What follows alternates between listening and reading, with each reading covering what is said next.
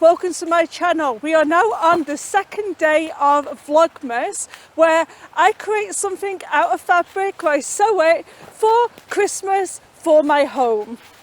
To come out here and film because of the snow and the beautiful blue skies is just so magical and Christmassy.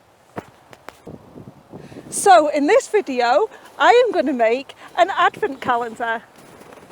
So first of all, I got some 5-inch squares, and then I went to my embroidery machine and I started to embroider numbers on the front of them. Just like this. So it's just the basic numbers, and I use my embroidery machine in order to print out 25 of them, because on my advent calendar I'm going to have 25 days. I allow my machine to do a basting stitch, so when I put one of my 5-inch squares down, I know exactly where to place it. So I've got my first one just lined up there, and I'm just going to get this second one and then just put it right on top there, just like that. So I'm going to do this little decorative top stitch all the way at the top, just to close that top seam up of this pocket. Just make sure that you've got your number the right way up. You don't want to be stitching the wrong side, otherwise you're going to go back over every single one of them from top and bottom. You don't really need to do that.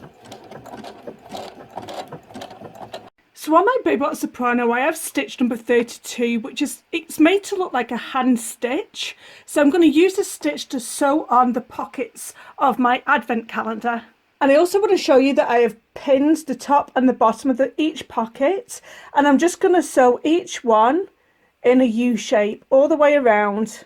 Just make sure you pin everybody down so they don't move, and you're good to go.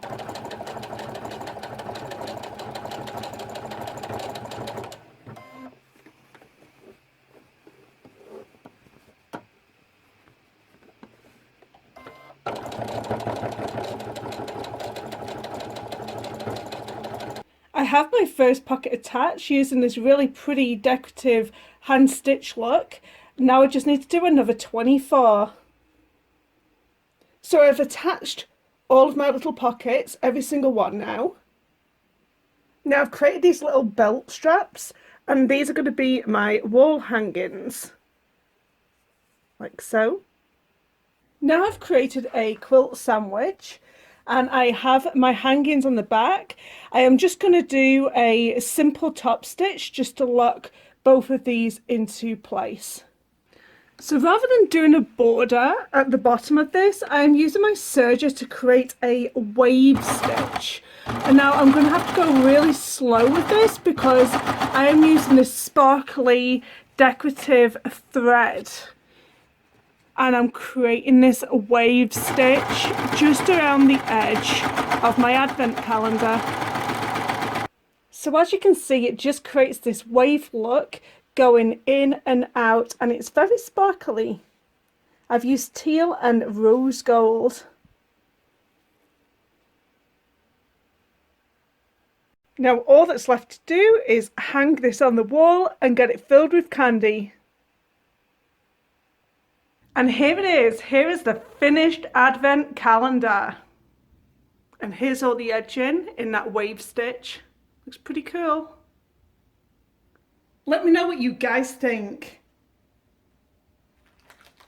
Don't mind if I do. I really hope that you've enjoyed watching this. Leave me a comment down below, and thank you so much for watching.